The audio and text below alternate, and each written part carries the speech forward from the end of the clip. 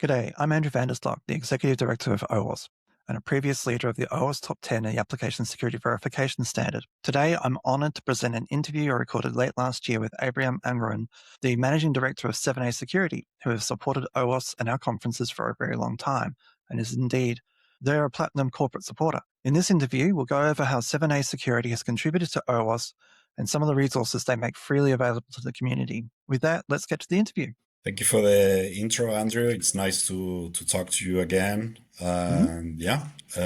So this is like the main website, right? 7asecurity.com, and what we do the most is penetration test and code audits. We are ISO and SOC 2 certified and an OWASP Platinum supporter. So we audit like websites, mobile applications. We do code audits.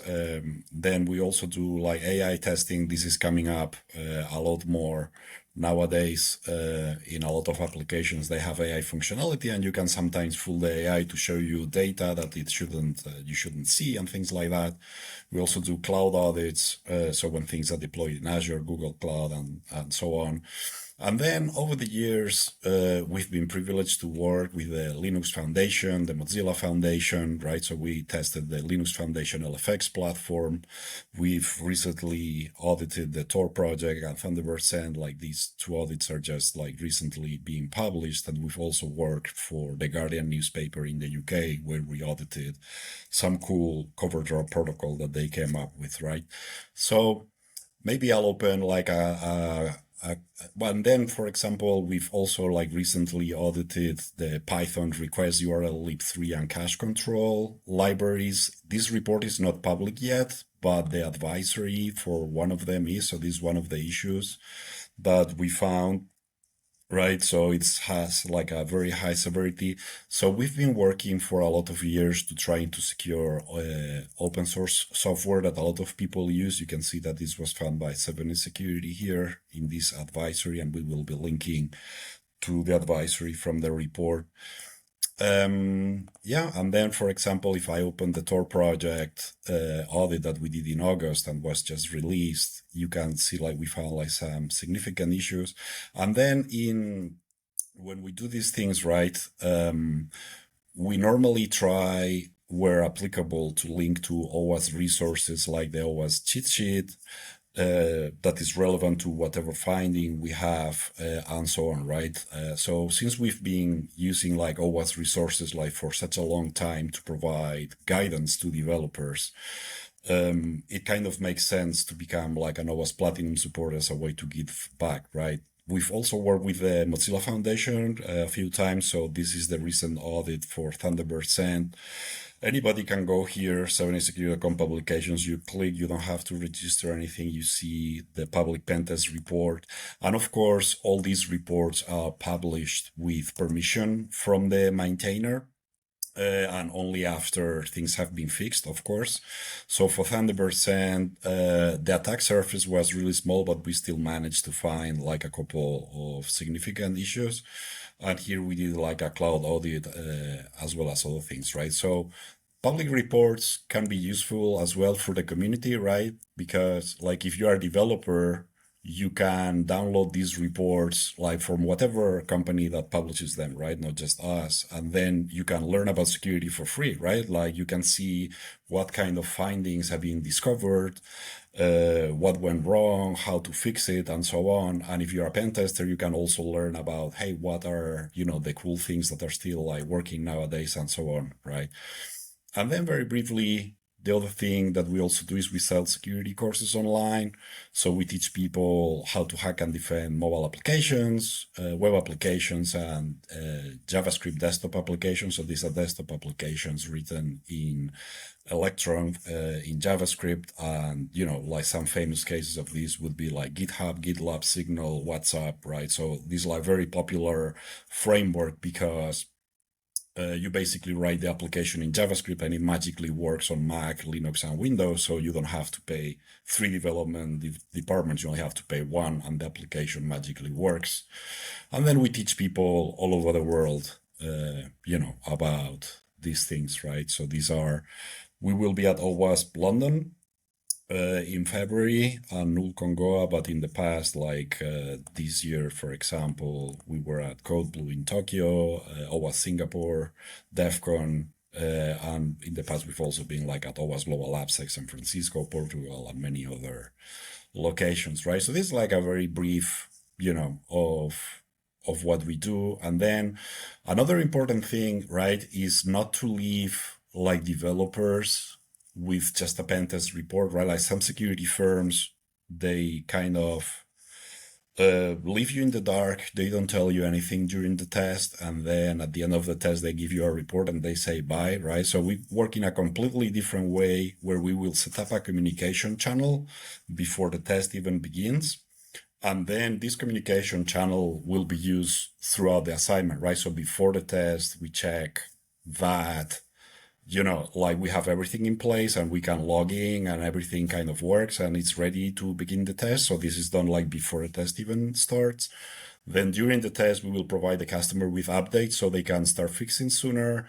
They can give us feedback because sometimes we test from a technical perspective, but the customer knows their business better than we do, right? So this leads to some critical feedback that comes during the test that you would normally not have if you only test from a technical perspective, right? So sometimes, for example, we found, hey, we can find your list of customers. We report this as a low severity because it's just the names.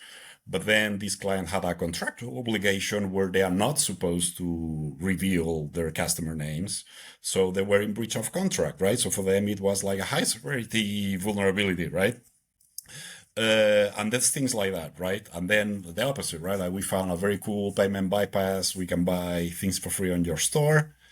But then, the customer said, well, this is a very cool attack, but it will never work in practice because you're testing on staging, which is set up in a different way. So we had something we thought was critical, but then it was like info severity, like, yes, you can improve validation, but there's no actual security impact from this, right? And then another very important thing to do at the end is the fix verification, right? Because sometimes developers will fix like the original attack, so it no longer works, but the fix is like not good enough. So we do fix verification for free, right? And we also have like a quality guarantee, which we define all quality standards as public work to date, so all the public reports. So we will keep working on the test at no extra charge if those standards are not met. So for example, this doesn't come up very often, but we had like a case where we didn't like fully understand the scope that the customer wanted us to test in an assignment. So we spent like a few more days to cover what they really want us to cover once, we realized like we hadn't looked at that and we didn't like bill the customer for that, right? So yeah, but the fixed verification, this is like very important, to just make sure, like the fixes are good and there's like no bypasses possible. And then after this is when we normally issue the letter of attestation, which is what you normally show to your ISO, SOC 2, and whatnot, or also like stakeholders and so on, right? For startups, sometimes it's important, like there's all these investors pouring money into whatever you are developing. And, the letter of attestation gives them some assurance like, hey, this was tested, this many people worked on the test, these were the things that were tested, and then all the issues were fixed, and after fixed verification, it was validated that no bypasses are possible, so we consider this is ready to be used in production, and so on, right? Yeah. So yeah, and then I don't know, like maybe I could talk a little bit about my beginnings with OWASP OWTF, which is so OWASP OWTF is the offensive web testing framework, is one of the OWASP flagship projects. And I initially created this more than a decade ago to kind of try to automate a lot of the, boring tasks that you kind of have to do, right? But at the same time, it's meant to be used as a tool to help you like call a lot of other tools that you could call, right? And then it separates depending on the level of permission you have, right? So this became popular, right? Because it's kind of the shady area of testing without permission, right? But you can legally do this because you can do some tests, like, for example, passive reconnaissance, right? So you are only using public information. You're not sending any attack to the target. You're just learning about it, right? Like what technology is being used, what version of libraries do they have on the client side, and stuff like that, right? So this came as part of the research from a talk I gave at some conferences called Legal Web App Testing Without Permission, which was talking about this concept of you don't have to actively test a website, you just use it as a user and look around, right? You can see the HTTP headers, you can use the technology being used by the application, you can maybe get some errors as you're using the website, and start thinking about what you could be testing next, and then you prepare kind of your checklist, right? So this is kind of an attempt to use automation, but not as a replacement for the human, but actually to help the human actually say, well, this thing the tool is telling me here is actually bullshit, or this other thing that the tool is telling me here is not really what the tool is saying, but is giving me hints about what is potentially wrong so I can investigate further. Right? So OWTF, OWASP OWTF gives you like an interactive report where the tester, like reviewing the report, can more easily. So first, what OWTF does is it runs a bunch of tools for you. You can just run the passive reconnaissance tools, and these will not touch the target at all. They just use like third-party resources and stuff like that, but you are not even sending a single HTTP request to the target. Then there are the semi-passive tests where we are connecting to the site but not sending any attack. We're just doing a GET request of the website, things like that. It's like very like a normal user, not really like attacking anything. And then it also has functionality to run the scanners, right? Like after you like really have permission, then with the permission from the client, you can test just launching the scanners and so on. But then it gives you this interface from where you can review everything, right? You can review what the passive tools did, what the semi-passive tools did, and then what the active scanners did, and so on. And then you can review the findings and then write your own report based on your judgment, based on what the tools found, right? So as an example, I used OWASP OWTF during a number of assignments while I was more involved in active pen testing. And I consistently found issues that a bunch of people missed, right? Because like it's just not humanly possible to run like so many tools by hand, as opposed to just have one tool to rule them all kind of thing, right? Where, you just launch everything and then you review the output. And then because you are trying so many things, sometimes I would find things that people manually would never find, right? So for example, I found a very cool authorization bypass from one of the tools that OWTF runs, which is called Hoppy, which is basically messing with HTTP methods. So it sent a request to the login page instead of sending a post request, which is what the application was expecting. It sent a GET request, which is kind of weird to submit the login form with a GET request. But then this application was built in a way that this GET request actually bypassed authentication. Well, I don't know if it was a GET request, maybe it was a HEAD request, but anyway, it was like a weird like HTTP method that was not expected by the login page, right? And then this allowed me to like be logged in as administrator. I could see all users. I could perform any action that an administrator could perform. And this kind of bug, right, is something like most people manually would never like think about, like trying, right? Because like everybody's thinking about, like the more normal attacks. And, this allows you not to make the tools a replacement for the manual test, but make it complementary, right? Like the tools give you a starting point, they give you coverage, they try a bunch of dumb things, but some of the things they try can give you hints about weaker areas of the application, like, hey, the application is, showing a bunch of errors in this place, and then this helps you focus more your analysis on that, right? Yeah. So during during our assignments, we will use like some level of automation, but it's ultimately the human that will be like our audits are not like you can see it here, right? There's no output, like this is all like a completely manual like Mm. pentest report.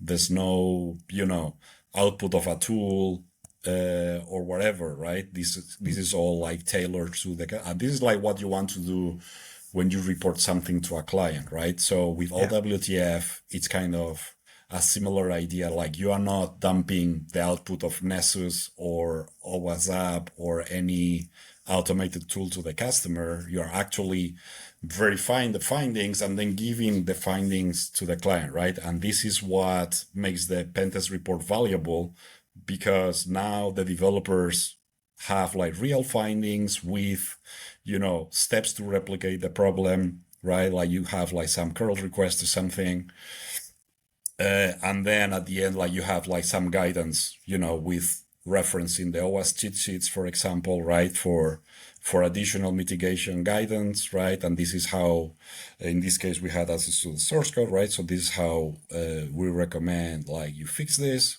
but but in the OWASP cheat sheets, you have like more information and so on. So this is a little bit of what we do, like tying OWASP resources, for guidance to, pentest teams so that or development teams so that they can fix the problems and whatnot, right? And this is what you should like try to do if you are a pen tester, right?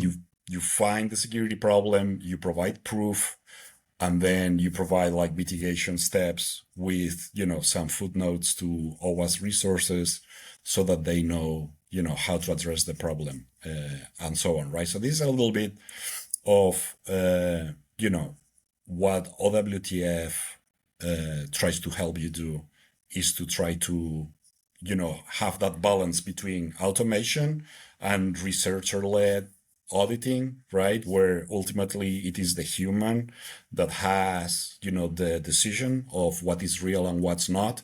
And this is actually cheaper for companies, right? When you hire like a security auditing firm, you get like a real report with real findings, real replication steps, instead of the output of a tool that may be free, but now you have to pay your developers to go through a huge list of false positives, right?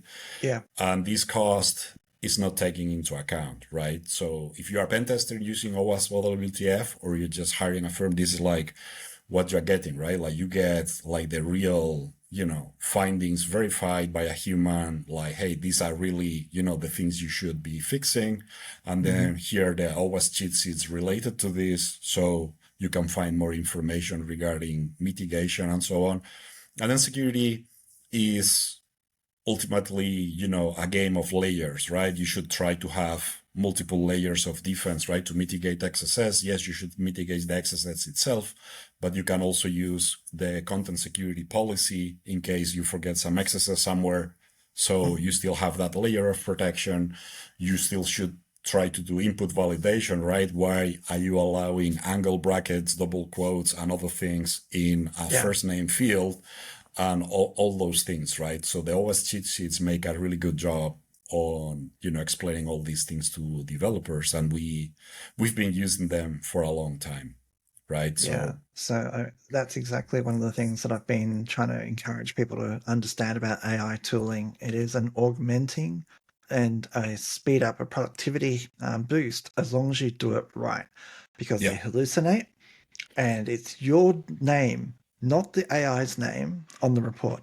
Yeah. So if the AI finds something, it's up to you to be able to understand how to actually do the actual exploit demonstration, and then come up with some realistic ways of fixing it, and then write it up in a way that humans and developers in particular can understand. I've seen our like at our global AppSecs, almost every tool says it's got AI this, AI that. AI is only good if it actually helps a professional actually get to the nub of the problem. I was doing we were coming up with a new OWASP website very shortly, and it's coded using, well, people call it vibe coding.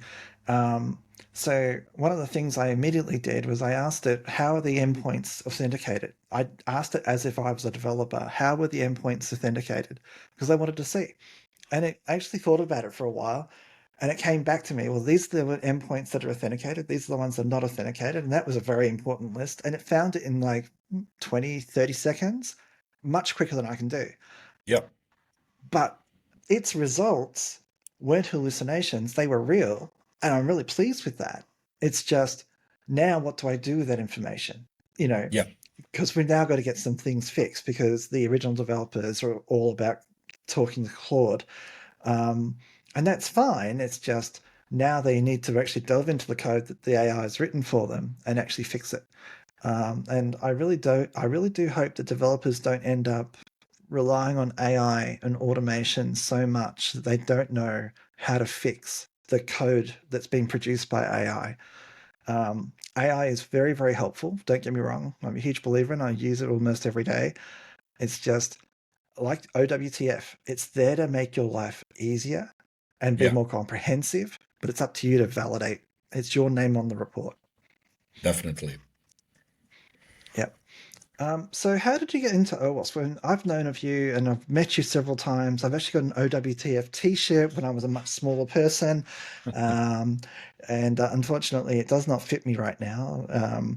I plan to get back into it someday, but it was a very cool t-shirt. I get comments on it like, what's this? Because of the WTF portion. Being in Australia, people think that means something else. Yeah, Um, yeah. It's but a pun. It's a pun, right? it is. It's great. How did you get involved in OWASP? Tell us about your history of OWASP. Yeah. So basically, I started. I think in 2008, I took the offensive security OSCP certification. And at the time, I was a little bit like afraid because I was hearing from all these people that they were failing the exam and so on, right?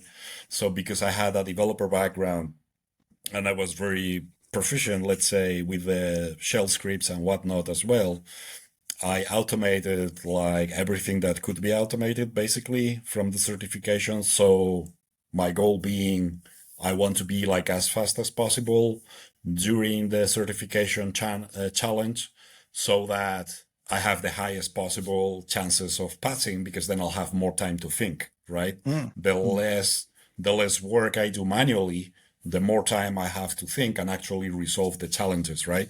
mm, So what I did is automated the hell out of everything, and this was kind of the beginning of OWASP OWTF, right?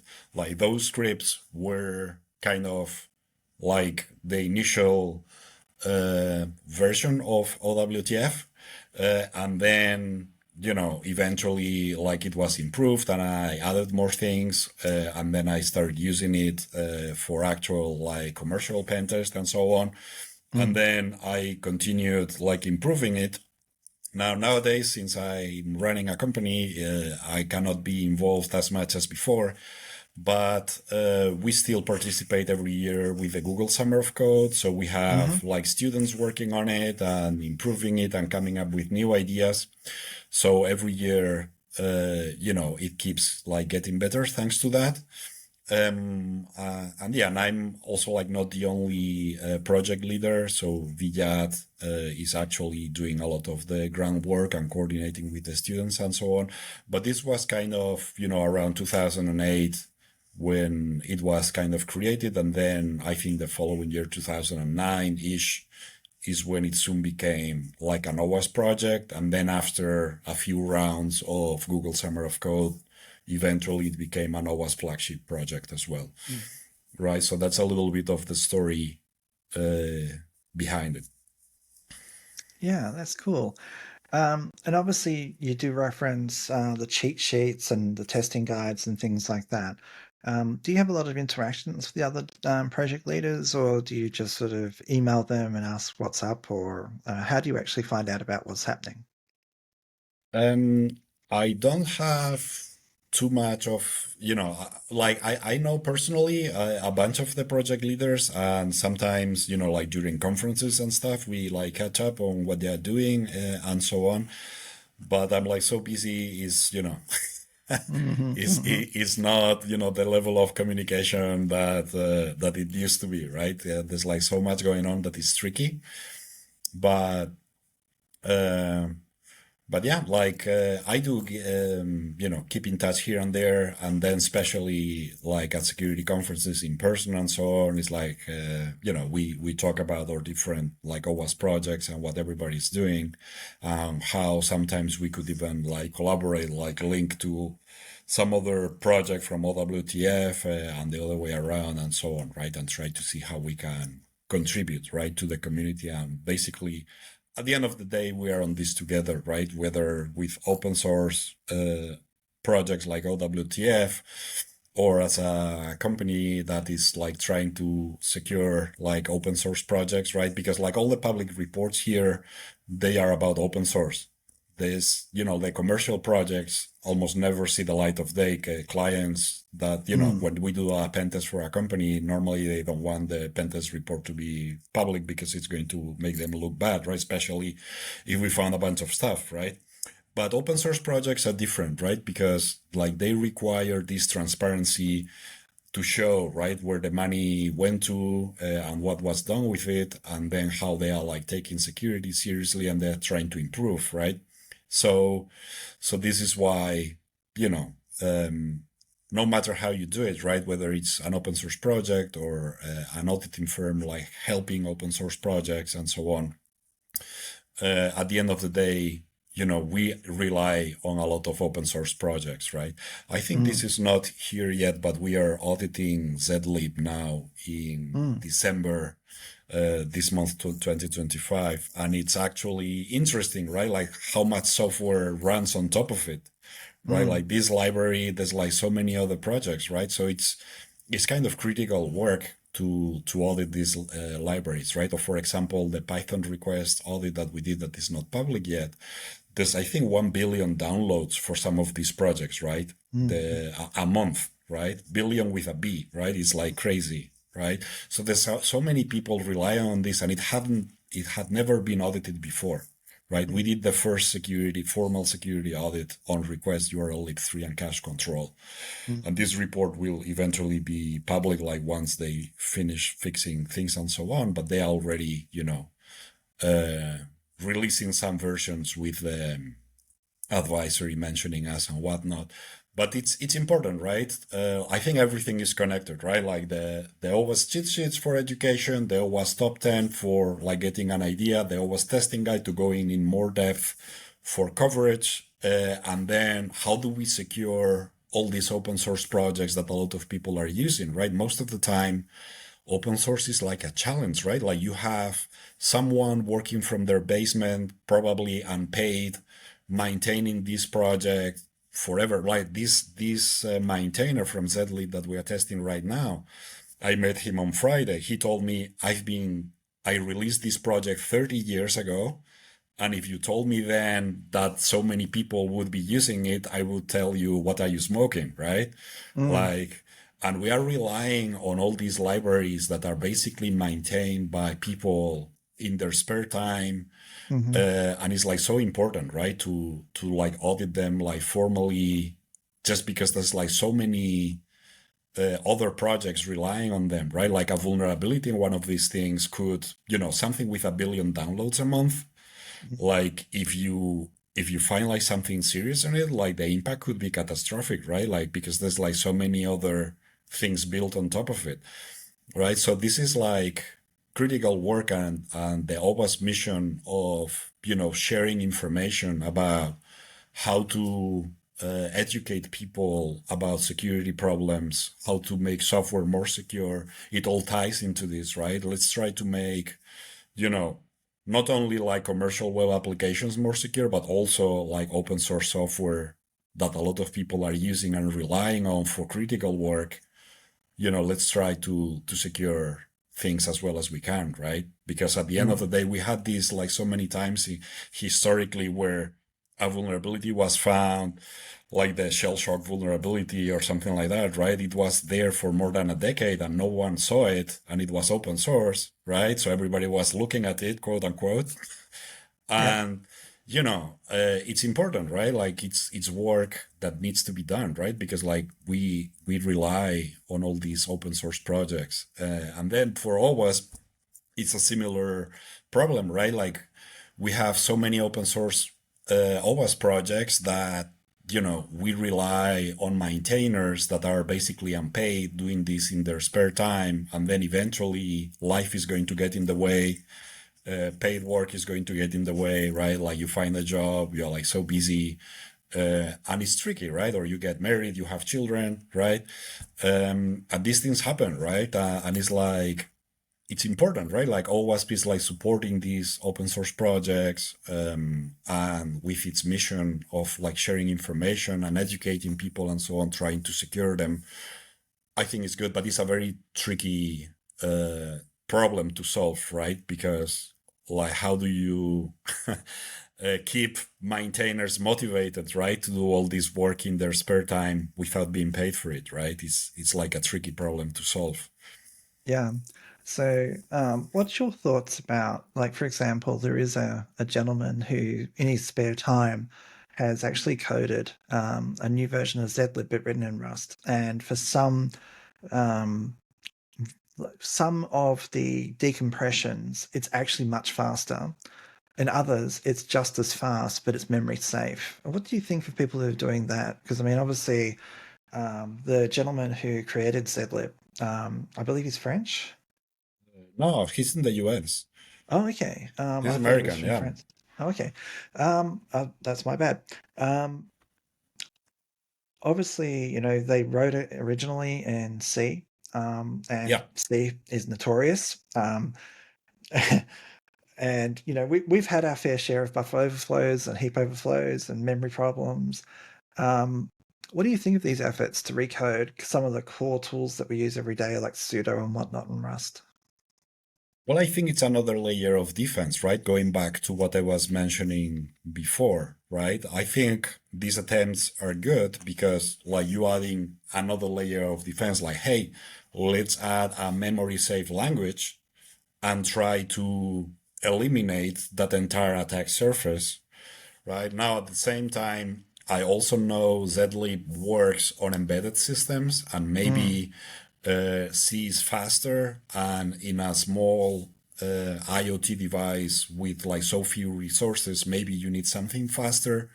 mm, Maybe like, I'm not like a guru on these topics, but I assume like C is probably faster than Rust, because it has like less checks and whatnot. And then is this compromise between performance and security, right? But in situations where the performance impact is something you can live with, definitely, right? Like if you can eliminate the attack surface, go for it, right? yeah. At the same time, there's also been attempts to try to improve like compilers and developer tools, IDEs, to try to like warn the developers as they are coding, right? Like Mm, you're trying to use like an insecure function, and then the IDE warns you like, hey, you shouldn't be using this function, you should be using this other function instead, with the memory safety and whatnot. So all those attempts are good, and I view them as a defense in depth kind of approach where, okay, let's have the IDs where developers, let's use memory safe languages where possible, let's have code scanning tools, trying to catch whatever else was missed. Then let's mm, do a pen test at the end to make sure, there's still like not be, and all these are layers, right? Because like no matter how much security work you do, there will still be problems no one found in all the other attempts. But the more you try to do, the more you will catch, and hopefully, the result is going to be like a much safer version, right? We see this mm, in pen tests, right? When we test a customer for the first time and they never had a pen test before, we mm, normally find like some high critical issue, right?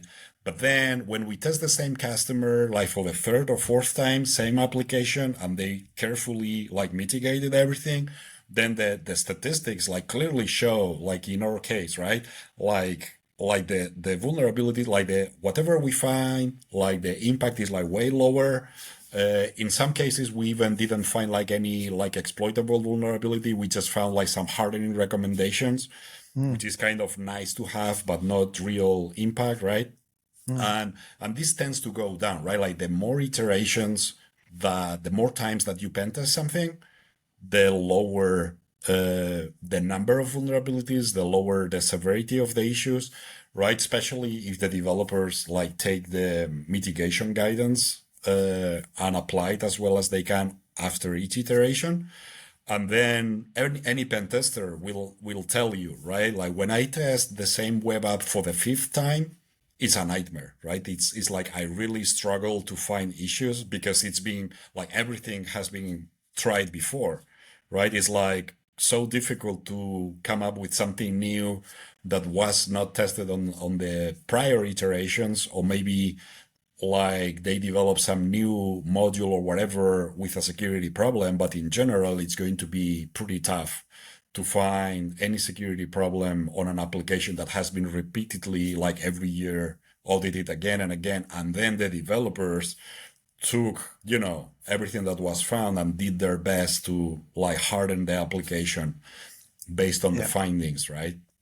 absolutely. Like one of my favorite activities when I was doing pen testing, it's been a few years since, like you, I have different duties today. I actually do like spending like about a third of my time doing authorization and business logic checks because Yeah, nobody definitely. nobody has tooling that does that effectively. And if you Yeah, can think evil, you can get away with some great stuff. yeah, I've broken some really significant apps just because people hadn't thought about it, and then come back 1 year later and they've thought about it the entire way through, and you find nothing like it. It's fantastic. I love it. yeah.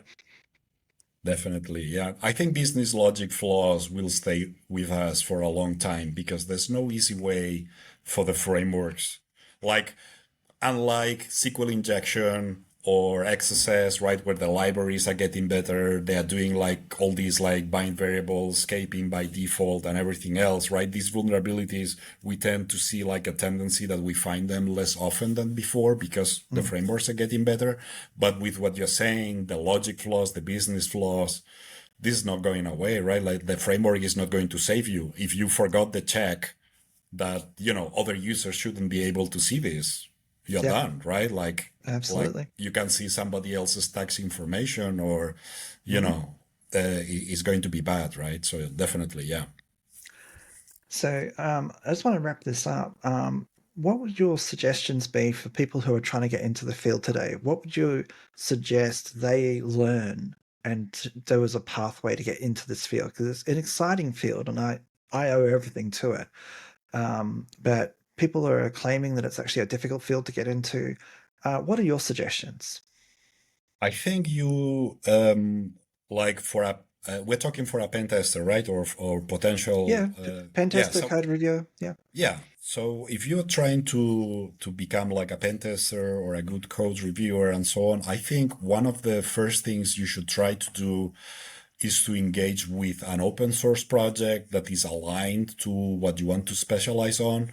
You will need to specialize, right? Because like before, you could be like a pen tester of all things, but now, you know, like for example, in our company, like we have specialists, right? Like we have specialists for cloud, specialists for mobile, specialists, for web, specialists for code review, right? And we are not going to put like a mobile pen tester on a cloud audit, right? We are Mm, never going to do that. We are always going to choose the specialist, right? So for a pen tester or someone who is trying to become to break into the field, I think it's very important to first like have a little bit of a broad overview, right? You need to know a little bit about everything, but then try to focus on one thing and be really good at this thing, right? You should mm, choose like if you want to focus on mobile, on web, on cloud, or on code review, or on whatever else you want to focus on, and mm, then try to engage in an open source project, right? So for example, if you go to a job interview, right, and you say, well, I don't have much commercial experience, but I am a contributor to this mm, open source project. Uh, Here are my pull requests. I am actively engaged in my spare time on doing this, it gives you instant credibility, right? And they're going Absolutely. to take you more seriously. They're going to say, okay, this is a person that they are not just looking for a 9 to 5 job and then they go away. This is a person who is actively engaged in his spare time or her spare time to learn as much as they can, to get better, and so on. And you want any company wants this kind of person, right? Someone who takes pride on their work. They are trying to get better, and they are not looking to, oh, it's 5 p.m., so I'm going to leave, right? They're like someone who in their spare time is like involved in like helping OWASP with its mission, helping OWASP open source projects. You can also get involved in the different OWASP projects for documentation as well, not just the tools, right? You can get involved in the OWASP Top 10, in the OWASP application security verification standard, and any of the other OWASP projects, right? And then if you are listed as one of the contributors to this project, this is going to give you like a much better credibility that then you can put in your CV. And yes, this will all be unpaid work, but eventually it will pay off because it's going to show to whoever is interviewing you, this, right? So that will be one thing, right? And then another thing I would recommend is, which is what I did when I switched to security, right? I was a developer, and then I basically ran out of options for internal promotion at the company I was working with. So I decided to switch to security, right? So what I personally did, which I would highly recommend for anyone to try to break into the field as fast as possible, was I subscribed to all these podcasts about security. And then I was in all my waking hours, whenever I could, I was like listening to security people all the time, right? How they think, what they are talking about, understanding the concepts, the principles, right? And then I was like getting certified. I think I got like 6 certifications in a single year, right? I did like Security Plus, then I did Certified Ethical Hacker, Certified Penetration Tester. I did the OSCP for Wi-Fi, the OSCP. So this OS, so the one for Wi-Fi is OSWP, I think, and then OSCP as well, right? Then afterwards I did the CISSP, and so on, right? So you can do all that, right? So try to get certified. Now the certification is not necessarily proof that you know your stuff, but it will teach you concepts, it will teach you ideas, and it motivates you, right? Because there's an exam. So you have to learn it, right? To pass the exam. So it will force you to learn, right? So I used it as a kind of motivation tool. And then basically, if you breathe security, right, you will learn security, right? If you are like all the time listening to security experts, working on open source projects in your spare time, and then going for certifications and so on, all this is going to look great in your CV. You will have a lot of the necessary background, to do a good job after all. And then another thing you could also try is to submit talks to conferences. Many conferences have a section for lighting talks. And actually, this is one of the other things that I did at BruCon, which is a security conference in Belgium. They have like a segment for 5-minute lighting talks when people are trying to get started in public speaking and whatnot. Try to put a talk about a topic that interests you, and then get yourself out there, give talks, and just try to engage with the community. You will find most people will be very supportive and nice, and you will also make like great connections and eventually be able to break into the field and get a decent job, right? If you do all this and then you put in your CV all the projects you are contributing to, all the certifications that you are getting, and then you try to learn as much as you can, read as much as you can, and so on, you can only get better, right? And now another problem that some people are going to have is comparing yourself to someone else. Just don't do that. you're just trying to be better than yourself yesterday, right? So just compare you against you, and then you are just trying to get you better, right? Yeah. And then as long as you get yourself better, then you're moving in the right direction. And then every day just try to see, well, what can I do today that is going to make me better than I was yesterday? And of course, there's always going to be people better than you in every field, but don't worry about it. Just, keep moving forward and just focus on yourself, right? Trying to make yourself better. And eventually, this will lead to a better job. And then with this better job, you will have money, and then you will be able to support other people and everything else, right? Yeah. I can also recommend going to OWASP chapter meetings. Speaking there is a very low risk way of learning how to public speak in a friendly environment, and learning, of course, from the speakers that appear every month. And one of the things that I did when I was growing into this role, because I was originally a system administrator, I was always interested in security, but I studied for computer science, became a developer. I've been doing open source stuff forever. I used to do device drivers for Linux. And one of the things that got me really into security, like really, really into security, is that I was helping to port the Riser S file system to 64-bit back in 1999. So, this is on my DEC Alpha. I had a little DEC PC. Yeah. Data structures that were being bit flipped and extended created so many security vulnerabilities and also data corruption. And it opened my eyes to what was possible. And I started reading up. I had an RSS feeder. I honestly, I consumed everything from Rainforest Puppies stuff onwards. I got into NT Bug Track, and I was the firewall administrator at about a third of my state's healthcare system. So back in those days, it was all about, do you have a good firewall? Well, all of my attacks were going through the firewall, no problems. So that wasn't really a really good restriction. And so I was really interested in learning this field. And then I realized I know as much as some of these other people that I look up to. And that's when the learning really starts. And it's like, how can I extend my knowledge? And Yeah. just push, push, push. And honestly, the more you get deeply involved in something, I can heartily recommend, if you're going to be a pen tester or a code reviewer, you need to have a language behind you. It doesn't matter what language. It matters that you have a language, whether it's Yeah. JavaScript, whether it's C, C++, Rust, Go, whatever it is. Choose a language. Learn how developers make shortcuts to get this thing done, because that will give you an insight into what you're seeing on the screen, and you can make some educated guesses. The best pen testers I've ever seen had some development experience, so I would heartily recommend that. But yeah, Yeah.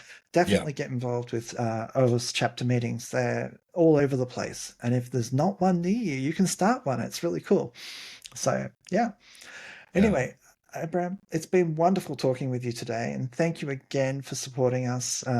We really do rely upon our not only our platinum corporate supporters, but all of our corporate supporters to enhance our mission. We are funding more projects and more things for our community than we've ever done before. Our 25th anniversary is coming up really soon now. We've got some announcements coming out very, very shortly. It's going to be very exciting.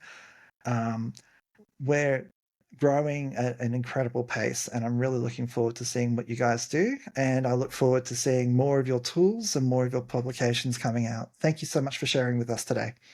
Thank you, Andrew. No worries.